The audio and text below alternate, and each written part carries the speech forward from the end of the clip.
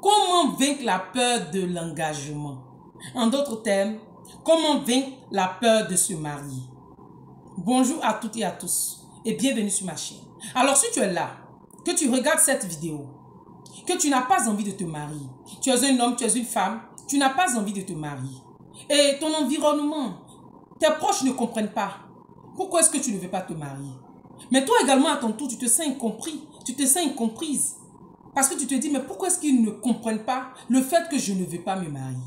D'abord, la première chose que tu dois savoir, c'est que le fait de ne pas vouloir se marier n'est pas normal.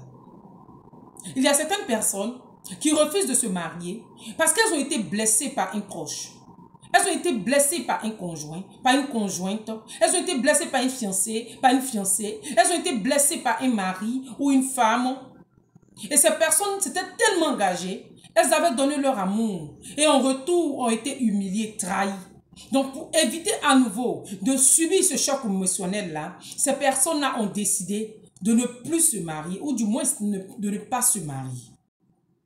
La seconde raison, tu peux être là, tu regardes cette vidéo et tu estimes que tu n'es pas assez bien pour te marier. Parce que tu te dis que le mariage est tellement quelque chose de merveilleux, tu te dis que tu ne seras pas à la hauteur. Et donc tu as une faible estime de toi-même. Ce qui fait que tu te dis tout simplement que tu préfères ne pas te marier.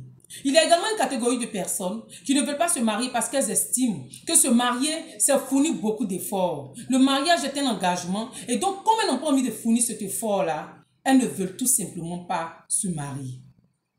Il y a également des gens, peut-être tu es là, tu me regardes, et tu as été déçu. Tu as eu une mauvaise image du mariage. Parce que dans ton environnement, ton père, ta mère, tes oncles, ou même quelqu'un d'autre que tu connaissais, t'a donné une mauvaise image du mariage. Et donc pour ces raisons-là, tu as dit que pour cette raison, tu as préféré ne pas te marier. Ou alors, tu as perdu une fiancée, un fiancé. Tu as perdu un mari, une femme. Et tu as tellement eu mal que tu as décidé que pour ne plus ressentir toutes ces choses, tu préfères ne pas te marier. Quelle que soit la raison qui peut motiver ton choix, ton refus de te marier, il faut que tu saches que le mariage est une institution merveilleuse. C'est le Seigneur lui-même qui a institué le mariage. Le Seigneur a dit, la Bible déclare dans le livre de Genèse, à partir du verset 2, que lorsque le Seigneur a créé l'homme, il a vu que l'homme était seul. Et il lui a dit, je te ferai une aide semblable. Et un peu plus loin, il a dit, l'homme quittera son père et sa mère et s'attachera à sa femme et les deux deviendront une seule chair. Pour dire quoi? Que le mariage est vraiment quelque chose de magnifique.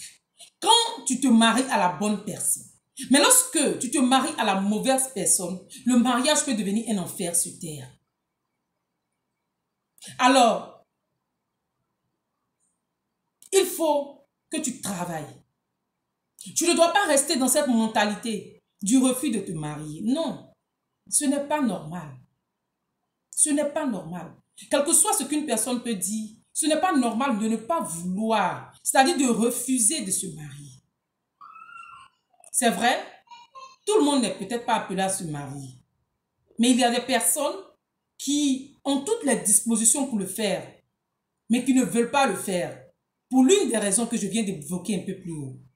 Alors, si tu es parmi ces personnes qui sont blessées, parce que très souvent c'est la grande majorité, et que c'est la raison pour laquelle tu ne veux pas te marier, je vais te dire qu'il faut que tu guérisses. Tu dois guérir, pas uniquement même pour le mariage, mais tu dois d'abord chercher à guérir pour toi-même, pour ta paix, pour ton épanouissement. Il faut que tu cherches à penser ces plaies qui ont été causées par le passé. Et donc, dans 2 de mes vidéos, j'en ai parlé. La première s'intitule « Comment se libérer de son passé ». La seconde, « Comment guérir des blessures intérieures ». Dans ces différentes vidéos-là, je parlais de comment réussir à penser les blessures du passé pour pouvoir aller de l'avant. Tu peux aller regarder ces vidéos. Donc, fais un travail sur toi-même. Fais un travail sur toi-même pour guérir de ces blessures-là. Il le faut pour ton épanouissement d'abord, avant même de parler mariage. La deuxième chose, c'est qu'il faut que tu pardonnes à la personne qui t'a fait du mal. C'est l'un des éléments clés pour pouvoir recevoir la guérison. J'ai également parlé de cela dans ces vidéos-là. Le troisième élément, il faut que tu apprennes à te connaître.